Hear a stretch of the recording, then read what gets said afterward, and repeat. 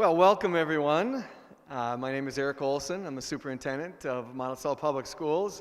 And tonight is an awesome night because anytime you can get stars of the show all in one auditorium, it's going to be a good night. So when I'm talking stars, I see students, I see teachers, and I see a whole bunch of people who support students and teachers. And when you can get them all in one room, good things are bound to happen. So let's start our evening by just giving yourselves and giving everybody who supports our students and teachers a big round of applause.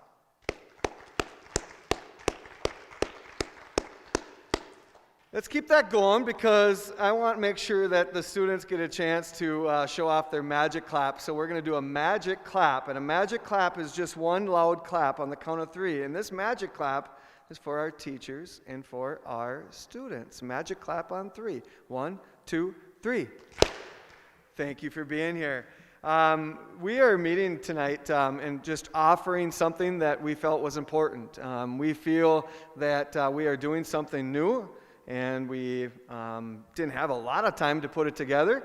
The state came out with directions sometime late July, and in order to be where we are here today, a lot of work has went behind the scenes. A lot of work continues to go behind the scenes, and we're unwrapping something very, very new.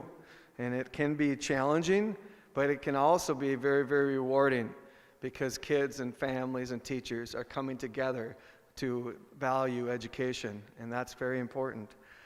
The first premise of Wellness Night is really just to make connections. So like coming here, enjoying some food, we know that it's kind of weird that you choose to do distance learning during the day, but then we offer you to come in. Well, as you can see, we can eat outside, we can separate a great deal, and when we can do this safely and get you in here just to have that connectivity to school, which we also felt was very important. We also want you to be able to ask questions today because your questions are what guide us to be better and to continue to learn and grow and build our program. And in order, after your questions are answered, hopefully you will feel supported and be able to continue on with your new education. So today it's all about connecting, supporting you, and then also using your questions to drive us. So thanks for doing that.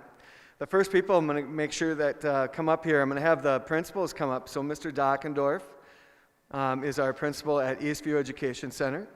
And so Eastview represents lots of programs, and one of those programs is the distance learning. Mr. Hackett, he represents Little Mountain and then all the different programs within Little Mountain, including distance learning. And then Ms. Borgading is our principal at Pinewood and all the programs that go with Pinewood, which also include the distance learning program. So they're going to come up here and they're going to introduce their teachers that are doing the distance learning so that you can kind of see all the different teachers that are part of the program. And we have some special teachers in the room here today, so you'll see them very shortly here.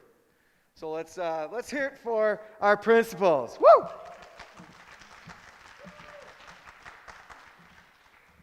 Hi everybody, as Eric said, I'm Joe Dockendorf, principal of Eastview Education Center. Thank you for being here tonight, and thank you for participating in distance learning. Hi everyone, I'm Gabe Hackett. I'm the proud principal at Little Mountain Elementary. Thank you so much for coming tonight. Sorry, I have to lower the mic. I guess not. I'm Mrs. Borgading, and I'm the principal at Pinewood, and I'm glad to see everybody here. And I'm going to introduce the teachers, if we can turn that slide up. All right, the first teacher is Mrs. Burning. She's a first grade teacher at Pinewood. Summer St. George is a second and third grade distance learning teacher at Little Mountain. Shannon Polinick is a special ed teacher at Pinewood. Lori Welch is a second grade distance learning teacher from Pinewood. Georgia Doherty is a kindergarten teacher at Eastview. Joy Hudick is a special ed teacher from Little Mountain. Jana Cordell is a fifth grade teacher from Little Mountain. Kelsey Johnson, actually she just got married and her name is now Kelsey Newby. She's a fifth grade teacher at Pinewood. Kelly Bracken is a combo teacher of 1st and 2nd grade at Pinewood. Anna Dominguez is an EL teacher at Little Mountain. Anna Morphew is an EL teacher at Pinewood. Claire Mackey is a kindergarten teacher at Eastview. Janine Severson is a distance learning teacher that's trying to help all of our distance learning teachers. Heather Manelli is a third and fourth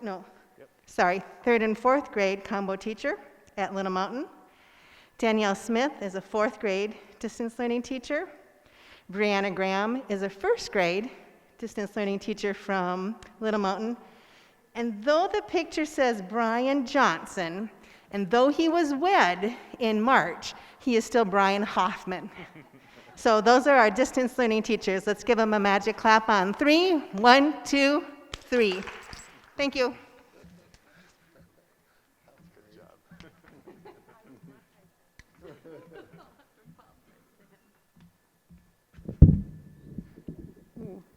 Good evening. My name is Cindy Foshing, and I am the Director of Teaching and Learning here in Monticello for the district. And so I want to take some time to talk about what are the restrictions and the guidelines that MDE has given us that we need to follow in order to qualify for attendance and qualify for funding. And so the first thing, if you want to go ahead, Gavin, our distance learning students are to receive the same calendar and daily hours as the students who are learning in person. So if you're wondering why we have so many more hours right now than we maybe did in the spring, we are obligated to serve our distance learning students with the same calendar and hours as the in-person students.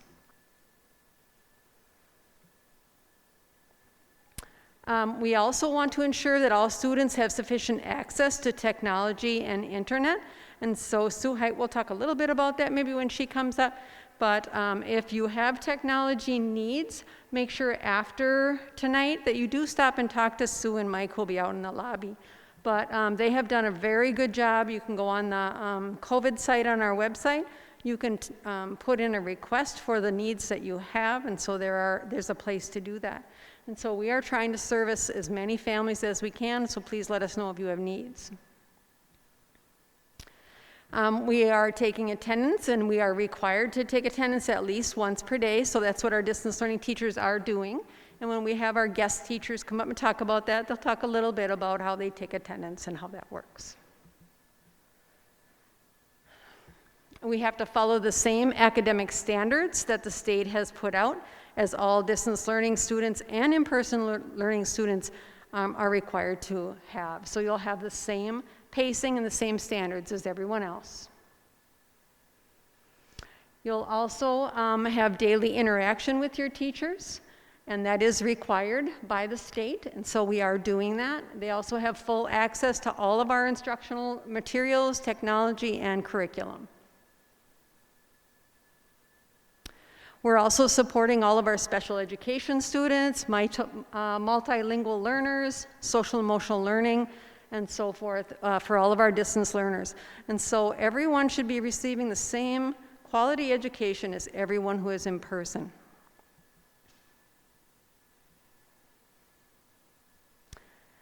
And then also statewide assessments.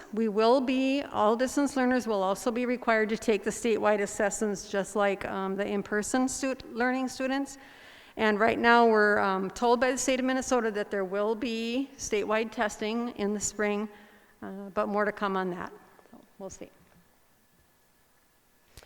Next, we want to talk about our platforms. And so I'm going to have Sue Height, who is our Director of Technology, come up and talk a little bit about some of the platforms that I'm sure you're seeing as you're helping your student learn. Hi, and welcome. I'd like to introduce a person from my team. Mike Danielson is here. Mike Danielson is our District Technology Coordinator. And, we got to give him a magic clap, too.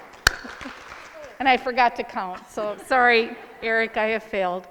Anyway, so Mike Danielson is our technology coordinator, and what he is responsible for are all of the logins, the single sign-on to many applications that you use. In our district, we have right now about 3,200 Chromebooks out in production. By the end of the school year, I would expect that we will have in production about 4,300. We're expecting another large volume of Chromebooks to be coming in for students who are currently in our classrooms.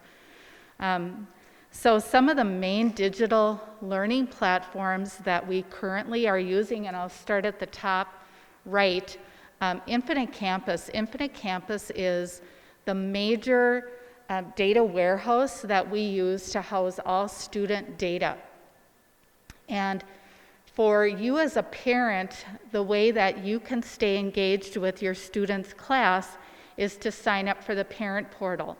Housed in the parent portal would be information like your students' grade assignments, grades, their schedule.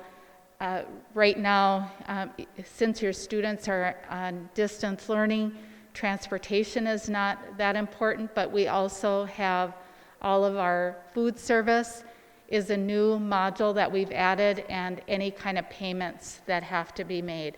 And so any information about your student initiates, or the foundation is right there with Infinite Campus. As students progress through middle school and high school, students will also have, they will have a student, or they'll have access to the campus portal for themselves to track their own progress and information about their school day.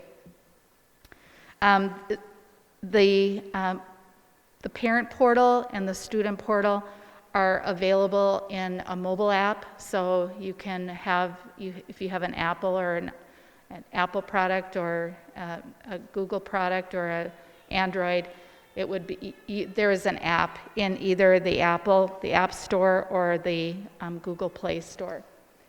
So Google Meet is, that's the next application that's used, or the common application that's used, and there's really nothing fancy about Google Meet, except that it is really a communication and a meeting tool for our teachers and our students to use to connect to the classroom. So we have the enterprise version of Google Apps and Google Meet, which means that the connection is a secure connection. We're not using a free version. So our information that we transmit back and forth is, it is secure, and our teachers can see all of the students who are in their class at one time. Later in the year, some things that are coming that your student will see is the option for a hand raise in the classroom, and some attendance tracking will be in there as well. So a lot of times what happens with Google is they will add different apps and features, and they don't really tell you, they just appear. So I was talking with someone in the hall, or out in the entry prior to coming in here, and something that you may have noticed is the cameras automatically turned off. It wasn't that way last week, but it's a feature, I guess, if you will, of what Google has just recently added. So a little bit of information, Mike and I were looking up how much bandwidth you might need in your home if you're using just a Google, if you're on a Google Meet. So the ideal bandwidth for best video and audio on a Google Meet is 3.2 megabytes. And the minimum would be 2.6. So if you are a family who lives probably more in the rural areas of Monticello and may not have access to the best internet access to your home, that's something you may want to talk with your provider about, or you could check out a hotspot from us if you don't already have one checked out. Our hotspots are T-Mobile hotspots. They will provide a little bit better bandwidth, but typically if you're living out in a rural area with a DSL connection from your telecommunications company, You only have 1.5 megabit would be the highest speed that you would have. So if you think about 2.6 being a minimum, that is probably going to present some sort of a problem for you. And how you would notice a problem is with pixelations and a lot of timeouts. So, if that's something that you're struggling with, do give us a call or check out a hotspot from us. And that can be found on the COVID site, on the fall 2021 planning site. And I have a sheet out in the front that you can pick up if you need more information on that. Seesaw is the common platform that our teachers use, and you'll hear more about that tonight, but it's really the common learning management platform that our teachers use. It's your online classroom. And it's just like if you were in a classroom where a teacher posts announcements, assignments, worksheets, videos, everything that you would have in your regular classroom if you were in a building can be delivered in this online platform. Students can also submit journals and their work all online. Teachers can comment on it, and you as a parent can see the comments. So you'll hear more about that later from our teachers. GoGuardian. GoGuardian is on every Chromebook that you get from us here in the district. And it's really a tool for managing the Chromebooks and managing or filtering inappropriate material out. So teachers use it to manage and monitor student activity when they are logged in. So a teacher and a student would know when the teacher can see their screen, so teachers can look at the student's screen. Teachers can also send announcements. There can be a student-teacher chat, and there is a tab control feature where a teacher can set up a web page, and that's where you have to stay. It's kind of an attention, to keep everybody's attention on the same content. And then, of course, for filtering. Clever, that's something new and coming soon, and I don't have a lot of information about it. Cindy and Mike Stein, who is our tech integrationist at the elementary schools, attended a meeting, and there is a family portal for Clever coming out. And basically what it's going to do is it's going to provide a dashboard where all of the different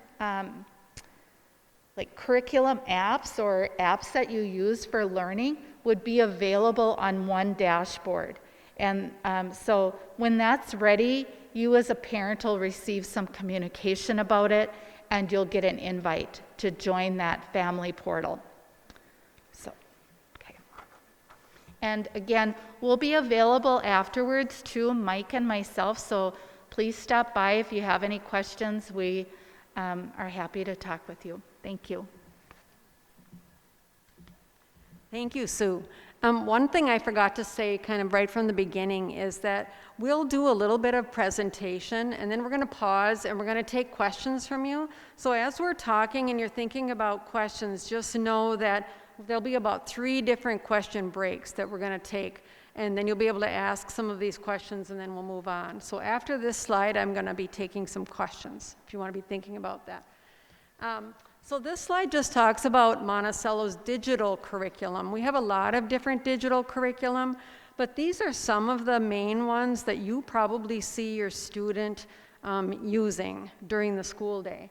The first one up at the top is called Raz Kids. And Raz Kids is a site that students have access to hundreds and hundreds. I don't really know how many teachers. Do you know how many? I think it's like 1,500, I don't know, something like that, a huge amount of books. And it can be, they can choose books they're interested in, they can also be leveled, and there are also some assessments in there. So teachers are really finding that to be a valuable resource, especially for our distance learning students. And so they'll be rolling that out if they haven't yet already. Epic below that is very similar to that. It's got a lot of mostly fiction, I think, whereas Raz Kids, I think, has combinations of fiction and nonfiction. So there's a little bit of difference there. But Epic is free for all students during the school day. And so we pay nothing for that, but it's free for all students all the time. So just know that that's an access, even if you have younger kids who are not, in school yet, it's still free for all students at all times. You could sign up for an account. It doesn't have assessment tools and things. It's more like an online library, I would call it. IXL is a tool that our teachers just started using last year, and they use that in grades 1 through 5. And IXL is sort of an enhancement to what they're already learning in math and in reading. And it provides extra skill practice. It provides assessment tools. Teachers are able to differentiate using IXL by maybe assigning you a little bit more math practice on fractions, but you a little bit more on decimals, or they can assign the entire class. Or the same with reading. So there's a lot of things that teachers can do with IXL. And again, they're probably just going to be starting to roll that out in their classrooms, if they haven't already. Think Central, that is their online math curriculum. So it's called Math Expressions, actually, but that's the website that people will go to. And so just if you see that, that's what that is. I know it's been a little bit of a struggle to get kids signed on to Think Central. Hopefully everybody's been successful now that they've gotten on the website and they're able to access their math materials. It's a brand new curriculum we have this year. It's very, very good curriculum, but it's a little bit hard to navigate, and so we're really working with students and families on navigating that site. BrainPop Junior is what you would be doing at the elementary school, and at the middle school or maybe upper elementary, they would use regular BrainPop. But that's a site where kids can go to and get extra practice all the way across the curriculum with all different things: math, science, social studies, English, just all health, everything. Music, all the way across the curriculum, and then it introduces it in a fun way. So that's just another online resource that our teachers are using. These are just some of the digital resources you're probably seeing at home, and if you haven't, you will be seeing them at home. They're also all available in one click on Clever. So your students in the mornings are logging on to Clever, and then they see all of these apps that are available to them. Probably they go to Seesaw first, and then your teachers are probably assigning things all through Seesaw. But I'll let the teachers talk a little bit more about that. So next slide, Gavin. So we're going to pause now, and we're going to take some questions.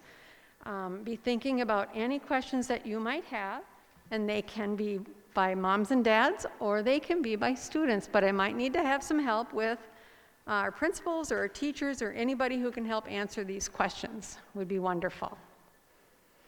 So if you're brave enough, go ahead and stand up with a question. I'll repeat it too so that we can hear it.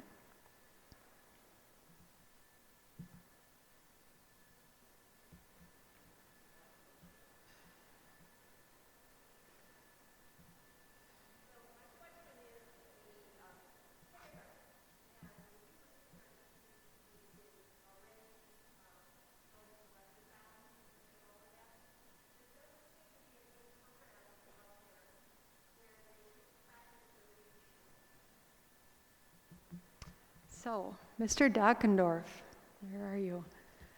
So, kindergarten question about, the question was, if your kindergartner already knows a lot of knows letter recognition, is probably at the beginning reading stages, it sounds like, what are we making available to students so that they can practice?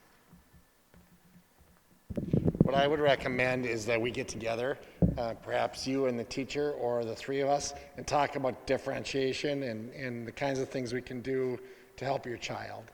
And I would say the same thing for any other parents. If those are the kinds of things that you need specific to your child, make sure you bring it up to the teacher, and we can definitely work with you.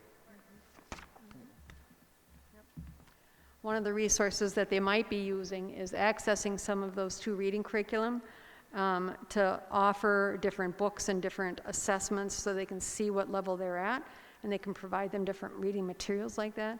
We also utilize Benchmark, which has a lot of online resources also that kindergarten teacher could access if they know. So the best thing to do is communicate with your teacher, and we'll find a way to meet their needs. Yep.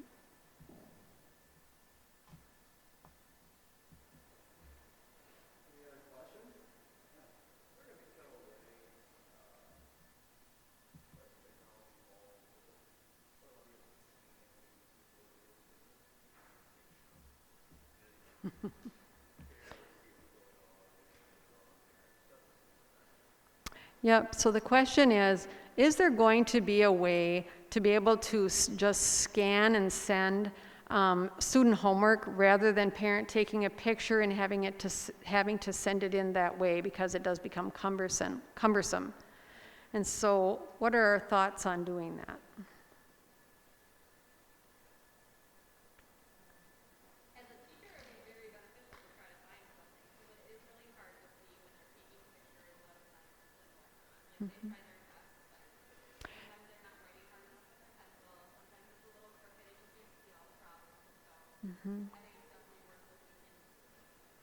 Yep, so the teacher is saying that it would be really beneficial to them as well, because it is hard, like if you have the student hold the paper up and the teacher's trying to look at it, it's hard to see because maybe they didn't write hard enough, or it's just difficult to see. Or if they take a picture of it and send it, sometimes that doesn't always come out clearly. You can't see it then either. So she's asking also, can we find a way? So that's something that we can put on our list of things that maybe we can find a resolution to. How do we hand in homework more efficiently so that teachers can see it better without having to take a photo and send an email or upload it to Seesaw? Any suggestions? Yeah. Probably.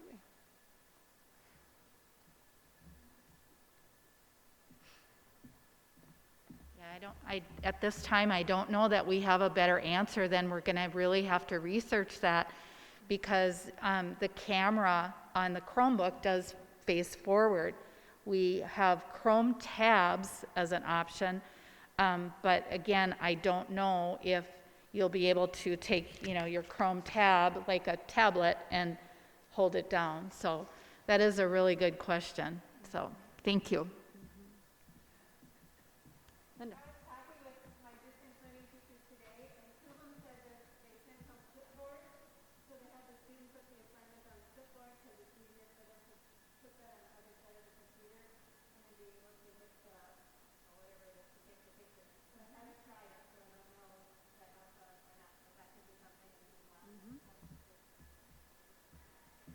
Yeah, that would be a great idea, because otherwise holding it in front, I'm told, it's wiggling around, you don't get a clear picture, it's really difficult, but if you set it on a clipboard, I can see that could be really helpful.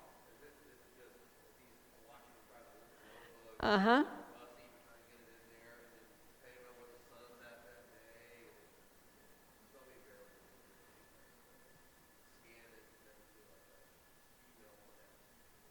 Mm-hmm.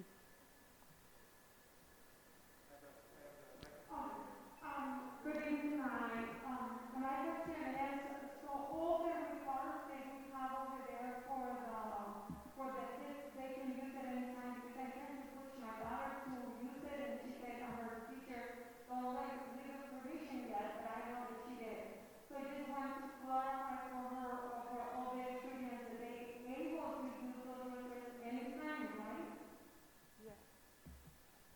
Are you talking about the curriculum resources that were up there? Yes, you can use those at any time. Absolutely. Yep.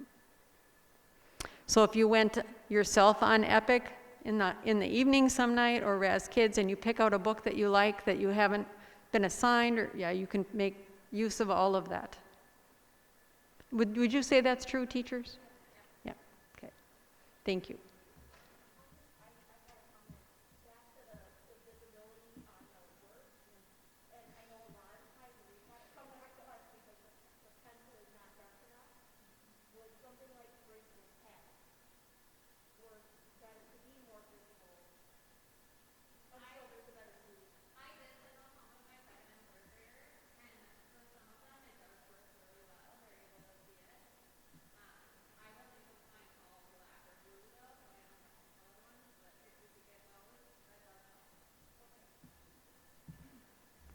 That's a great suggestion, that if students could use pen, or better yet, erasable pen, because as a former math teacher, I never let my kids do math in pen. It was always pencil. We have to make mistakes to learn, right? But if you can use erasable pen, then it's a lot easier to see than in pencil. Yep. Number 2 lead doesn't look the same on every number 2 pencil for some reason, but Pen would be wonderful, yeah. Preferably blue or black. Yep. Anyone else right now? All right, well, if you think of something, we'll be coming back to questions in a little bit, so we'll move forward. So I would like to introduce to you Ms. Cordell and Ms. St. George. So I'm going to ask them to come forward, and actually their partner teachers can come up too, because there's 4 of them here, not 2, unless they don't want to, but you can all come.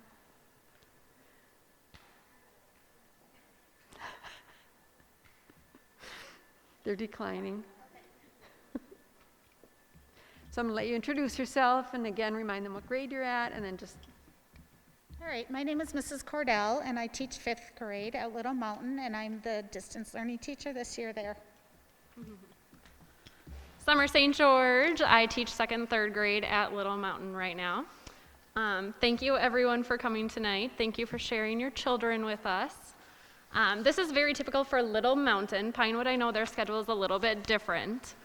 But at Little Mountain, we start every morning with a morning meeting. So just check in with every kid. We have a little activity, kind of just so they can chat a little bit, get to know each other. Because in the classroom, they're obviously together, chatting constantly throughout the day, and online it's a little bit different. And then we start our whole group lessons for math. So that runs about an hour. It's not all live instruction. They have work time as well. Then we have our language arts lesson, so same thing. Start out all together. They might have an activity to do. They might get to talk with each other, work some things out. Lunch and recess, obviously. And then 12 o'clock to 1 o'clock, we can have a little bit of individualized instruction. So we have small groups. That might be where we're using RAS Kids. We might be doing a guided reading book, working on writing. And then they have some independent work time as well. So if they have, or if they need help on assignments, we're here to help as well. We can jump on Google Meet.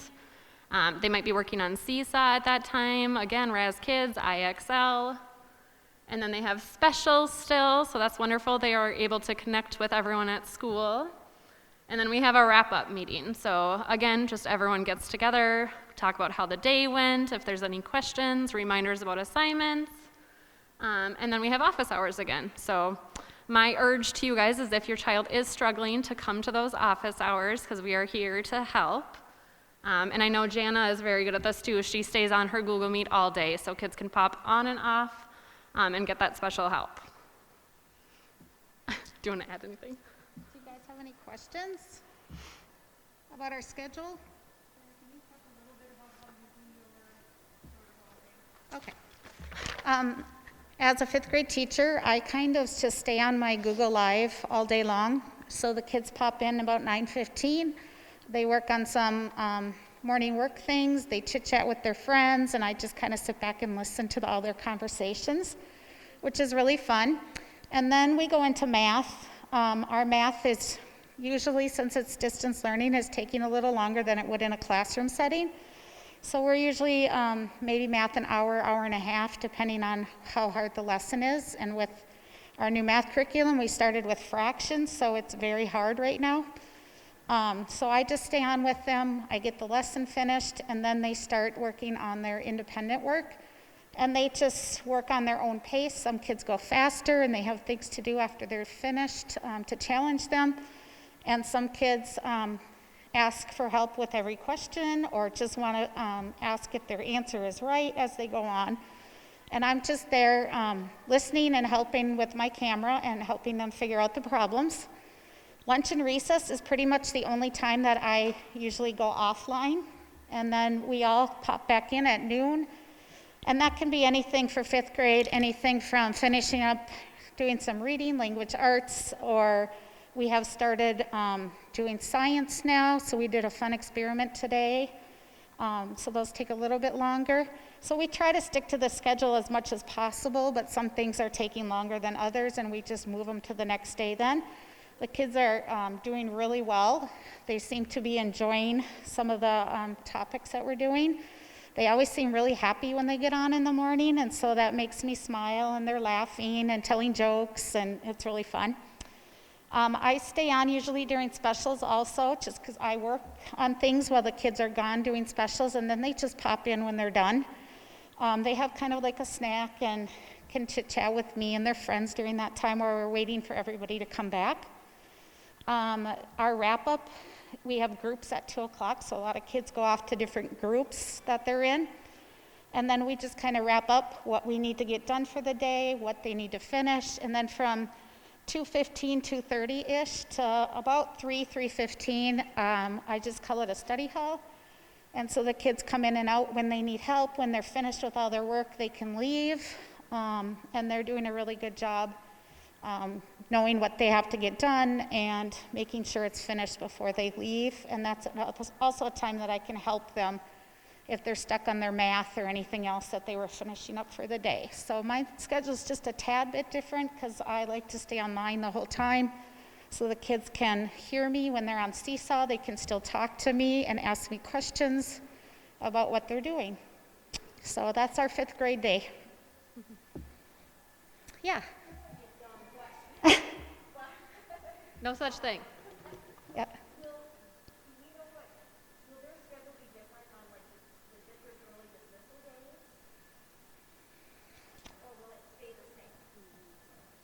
It'll be the same as the school, right? It'll be the same as whatever the school. Yeah, whatever the school is doing, that will be our schedule also.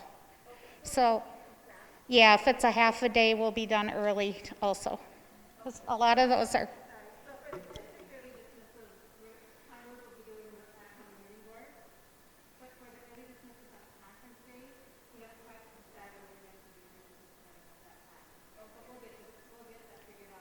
Yep. Yep. Any other questions? Yeah.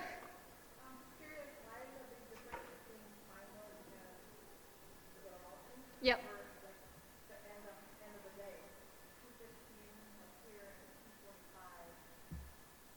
That would be an admin question, I believe. Our end of the day actually does, like I'm usually on till 3 o'clock with kids. So it's just a different way that we set up our schedule so that we have that time at the end of the day to help them. I'm not sure what Pinewood does during that time, but.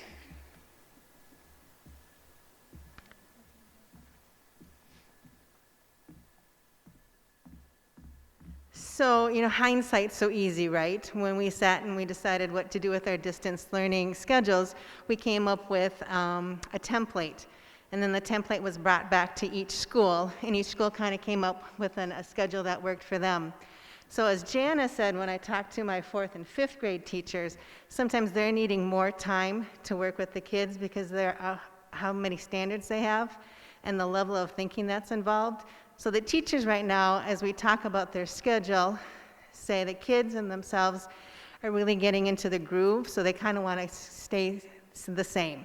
So I've just kind of let them go and trying to do the best that they think and what's best for the kids. But if you do have any input like that, feel free to email me because we do appreciate that. It's the first time we're doing this, and working together is how we'll make it better. Yeah.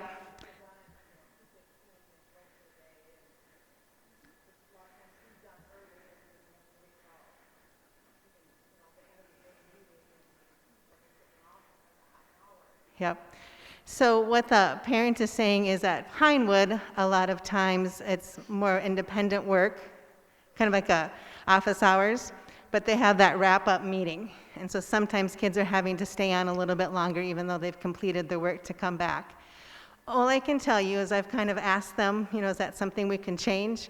And the teachers report that they love that wrap-up time with their kids.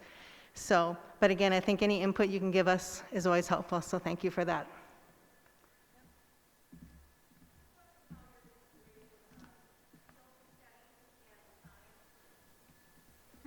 Jana just started today. Yeah, I just started my science today. We did an experiment that was really fun on erosion with Skittles and shaking a lot and sandpaper, and we had a really good time with that.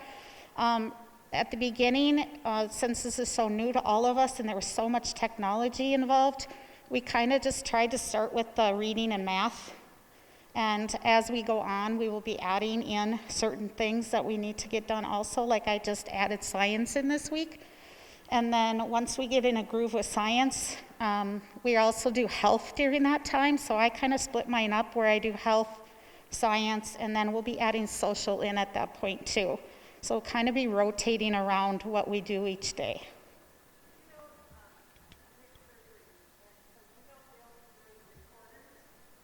For me, look. As far as Little Mountain, they are not doing recorders this year, even in person. Yep. Anything else on our schedule? Awesome. Thanks for coming, and remember that we're always available if you need anything, and you can just shoot us an email, and we're all in this together, so we're going to make it work. So just let us know if you're having any problems. Special shout out to my Miguel. Can we just stick around for a minute? Yeah. So I'm going to ask them to just stick around for just a second. One thing that I remember hearing from Mrs. Borgerding several times already, she said, I don't think I've gone more than 2 or 3 days without changing the schedule. It's just, like they said, we're in a learning process. We're figuring out what's working and what's not working, and we keep trying to readjust until we probably finally hit the target. And so we're still in the readjusting stage, trying to get really good at this. But I think I can confidently say that it's a lot better than it was in the spring already. We're getting really good at it. We've got some teachers who are really good at this now too. And so all of the different content areas are going to be incorporated as we move along. And so when they did talk about the specials, in case you don't know what that is, specials are Phi-Ed, technology, art, and music. And so those do also get integrated into the kids' schedules throughout the week, or over a matter of 5 days, I think. And different schools do 5-day rotations and 6-day rotations. And a lot of that has to do with the number of students they have. And then the other thing about the difference in schedules, it really isn't a difference between buildings. It's more of a difference between teachers and grade levels, and they need to find a schedule that works best for their class. So I don't think it's so much just a school, so to speak. If you want to go to the next slide, Gavin, I just want to talk a little bit about the difference between, you might hear these terms, and a lot of people don't know what they mean, and I want to make sure you understand what they mean. So synchronous learning versus asynchronous learning. Synchronous learning is really a fancy name for what the teachers were describing as live instruction. That's when they're on a Google Meet and they have all of their students in front of them, and we're all doing this together, and it's live instruction. And so some of the examples of what they do with live instruction are their morning meetings, and they do discussions, and I don't know if you do show and tell or anything like that. So sharing, different things like that. They do a lot of relationship building during that time. So I was just wondering if you had anything to add about what kinds of things do you do live with kids? Oh yeah, tell them about that. I think it definitely depends on teachers. Like, everyone does everything different, but for example, today I dominated all my class in rock, paper, scissors. So you definitely can play that over the computer. The first couple of weeks we took time just to meet in small groups that they signed up for. So we talked about video games, we talked about animals and pets. So just making sure that they have that socialization for sure. It's not just all, here's our lesson today, no talking, let's get through this. It's more about that community building. Yeah. And what did you say the thing about animals? Yeah. Oh, Yes. yeah.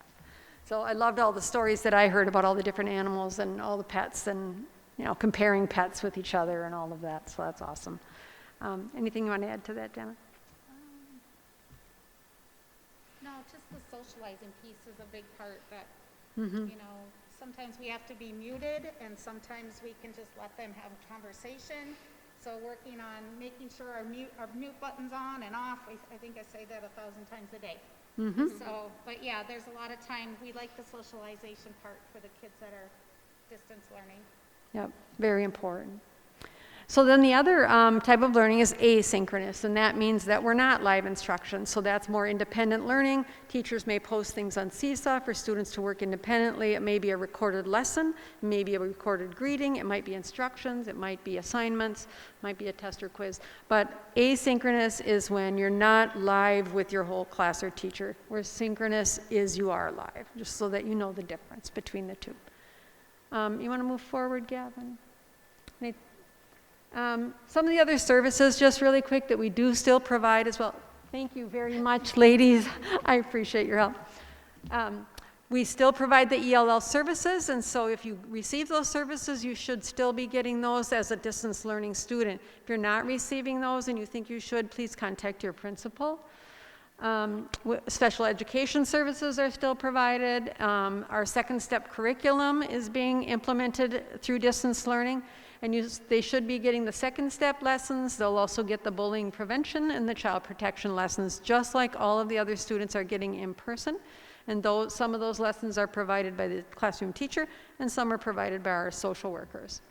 And then other services like speech and OT and physical therapy. Some of that is within the home, some of it is through a Google Meet. And so those are just some of the other services that are provided. And then you want to go, Gavin? Thank you. What should I do if I have technology problems? If you have technology problems, first of all, tonight right away, you should stop outside the door and talk with Sue and Mike, and they can help you with a lot of those problems. Otherwise, go ahead. And I gave you the handout, the agenda. You'll see Mike Stein's name on your agenda, so hang on to that piece of paper. So if you're in the middle of a school day and something's not working, or right away in the morning you can't get on, you'll want to call Mike Stein or email Mike Stein, and here's our elementary digital specialist, and he will be able to problem solve with you and help you with that. All right, so he's going to be your first point of contact with technology problems. All right. So, again, are there any questions before we move forward? None on those? Okay. So then one of the last parts that I want to talk about is what can you do to support your child during distance learning? So, we're teachers, so we've had training in this, and you're not, and you haven't had training. And a lot of parents say, I don't know how to do this, and what should my boundaries be, and what should my child's boundaries be, and so they have questions. And so one of the things that I did, go ahead and flip the screen. Here's some helpful tips, but then I also gave you a handout with lots and lots of helpful tips on how to arrange your home for good distance learning. But make sure you have regular communication, just like the teachers were saying and the principals were saying. Make sure you communicate with your school if your child is struggling. We need to know that so we can provide help for them right away. Make sure there's a routine set up at home. And the better you follow a routine, the more successful your child is going to be. Make sure they're organized, you have an organized space for them. Help motivate your child, whether it be incentive or praise, or give them breaks, plenty of breaks. So make sure that you help to motivate your child to hand in their homework and get their schoolwork done during that time. They'll be much more successful if you do that. Frequent check-ins. If your child is older, they should have some independent time, but also you should be frequently checking in to see how they're doing. Or if your child is younger, you'll probably have more one-on-one time with them and guiding them through lessons. And then make sure they have some screen-free breaks. Make sure they go outside during their little break times and, run around the house or go play basketball or go listen to music or play a video game or whatever it is they like to do. Give them those little breaks within the day. Google Meet manners, so a little bit, some people talked about this, but it's super important that we have manners when we're on Google Meets. And so just like when we have conversations in the classroom, we want to do the same sort of thing on a Google Meet. So we'll just go through a couple of these really quickly. Make sure you maintain that connection with your classroom. Teachers are stressing how important it really is that every child be on their Google Meet because of that socialization, because of the personal attention and the relationships that are being built. Super important that they're on there whenever they are offered. So Google Meet manners number 1 is make sure you attend in an appropriate place, whether it's at the table or wherever you have set up your space. So make sure you've got that place, not on your bed with your messy bed and pillows and everything else. That's probably not a productive place to work. I can't work there anyways. Make sure your materials are all set up so you're ready to go. You're logged in, ready to go for the day. Have your camera on whenever possible. I know there are times when you maybe have to mute your camera, but try to have your camera on as much as possible. We want to see each other and talk to each other personally. Make sure you mute your microphone, like Ms. Cordell said, 1,000 times a day. She has to remind kids to mute, because if you don't, you get a lot of echoing going on. You probably have experienced that if too many kids have their microphones on. So keep it muted until you have something to say or your teacher calls on you. No cell phones, no games, no TV on, so make it school time. You have to pretend like you're in the school building. So if you wouldn't have your cell phone or TV going at home, in the school, then you shouldn't have it at home. And be aware of your background, like moms and dads. You are in the background sometimes, so, I have to sometimes remind myself to make sure I'm not walking around in my bathrobe or, whatever I'm doing. So you want to make sure that the background is appropriate for what your child is or what everyone else can see. This is just a little sample lesson that one of the teachers gave, and she showed this picture up here on the left, and she gave the child a piece of paper, or all of her children a piece of paper, and said, design your workspace. What would you like it to look like? And the kids could draw where they want their computer, and where they want their pencils, and their water bottle, and their stuffed animal, and their whatever they want their workspace to look like. They made it kind of fun. So they kind of decorated their workspace. Something you could do at home if you want to. One of the things that parents have been asking and teachers have been asking is, how much help should I provide my student? And so if you have questions about this, please ask, because we have a great audience of people who can answer your questions too. But the first thing is for homework. How much help should I provide my child on homework? And homework is just like it sounds. We're practicing the work we learned in school, but we're practicing it at home. And so it is really appropriate to provide that guidance and learning and assistance as needed. You know your child. You know how much guidance they need, how much help they need. Try not to overhelp, because we want our kids to learn the materials by making mistakes. That's the best way that they can learn, is by making a mistake, figuring out what they did wrong, figuring out how they can correct it, and then make a better attempt the next time. So use your best judgment on homework. But for assessments, so like that's the quizzes, the tests, or even our standardized tests, please be sure that you're not providing assistance on those things. And the reason is because, it's super important that the teachers know exactly what your child can do or can't do. Because if they don't know that they can't actually do fractions on their own or whatever, then they won't know that your child needs additional help in that area, and they won't be able to provide extra assignments, extra resources, individual time with your child. So when it comes to assessments, please be really sure that the child is doing those all by themselves, so that we get a really good picture of what they need and what they know. And then the last little piece of advice I have here is about privacy.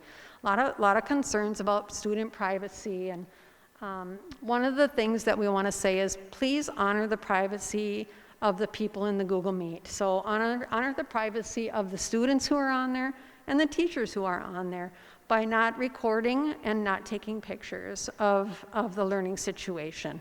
And I think what that can do is it can kind of scare people when they think they're being recorded. And it might mean that families don't feel comfortable to attend, or students might not feel comfortable, and even sometimes teachers are a little bit afraid of that. I would be. And also, honor your own child's privacy. So if you have questions for the teacher, be sure you don't ask those questions during a live Google Meet. Make sure you send those questions separately to the teacher, because otherwise other kids can hear your questions about your child. So try to really refrain from doing that too. All right.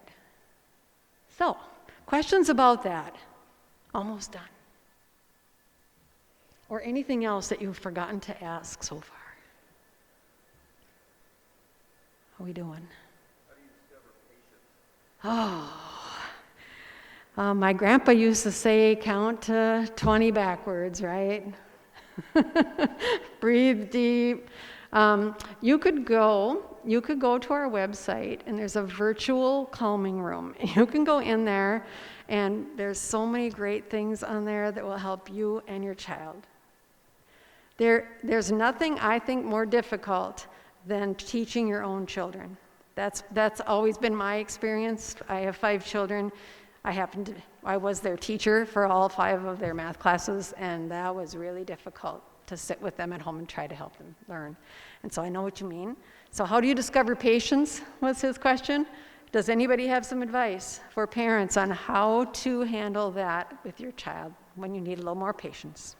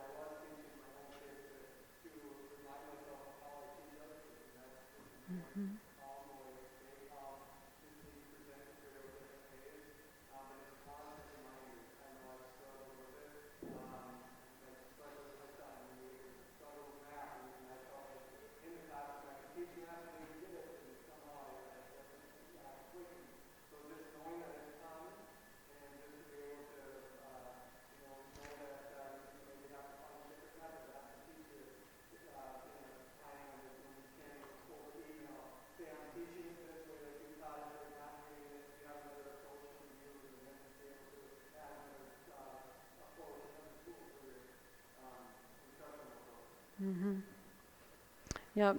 So Mr. Olson, if you didn't hear what he said, he shared, try to teach your child as if I'm understanding right, like he's really not your child, he's a student that you're teaching, and try to take that like family connection out of it and teach them as if they're one of your other students. Yeah. Another thing you could do, if you sense that you're kind of losing your patience a little bit, and that I think that kind of means that the child is maybe hitting a wall too, take a break. Both of you take a break. Yep, and come back if you need to. So, good question. All right, last. So we want to know what you need to be successful. Just a couple of suggestions I have, and then we're going to have a breakout after that. So you can go ahead and move forward. Yep. So 4 suggestions here. First of all, I would suggest that, go ahead, Gavin. Yep, so that you establish connections with other parents. So you can do that, I'm told there's a distance learning Facebook group out there that's really making some great connections with each other, able to support each other with all kinds of different issues, and it's a Monticello distance learning Facebook group. Otherwise, there are neighborhood groups, lots of things like that going on. So establish connections with other distance learning families so you can support each other. Second, organize parent guardian support groups. So the first one can be, kids and parents together, getting together with that, or organize those parent support meetings. It can be virtual meetings, there can be 5 or 6 of you, and really talk about things like, gosh, I'm losing my patience with my child, what can I do? Or what do I do if I don't understand how to turn in homework? Or, just get some advice from other parents. Plan virtual play dates or activities for your students. Rock, paper, scissors. I mean, there's all kinds of games you can play virtually. You can play cards virtually online. You can do all kinds of things together. So try to plan those with each other.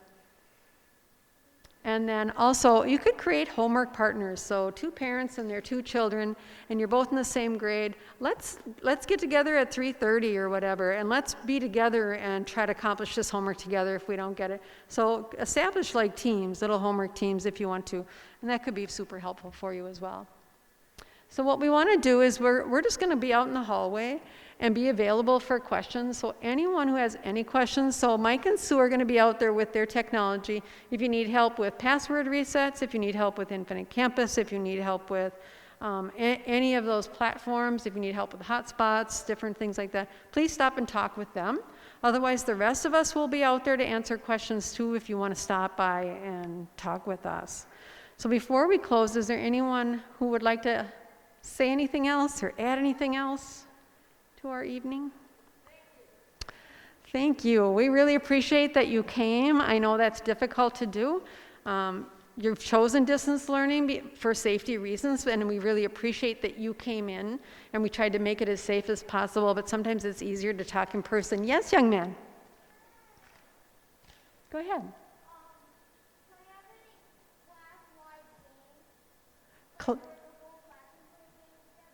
That would be so fun, teachers.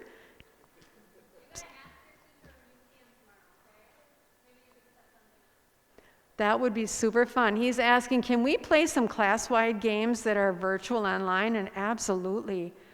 He can put together some Kahoots for you guys. He can put together all kinds of online fun games. Yes, great idea. I love it. All right, well, thank you very much. Hey, stop and have more pizza on the way out. There's about 6 more boxes. Have water and cookies. And thank you so much for coming. Have a wonderful evening.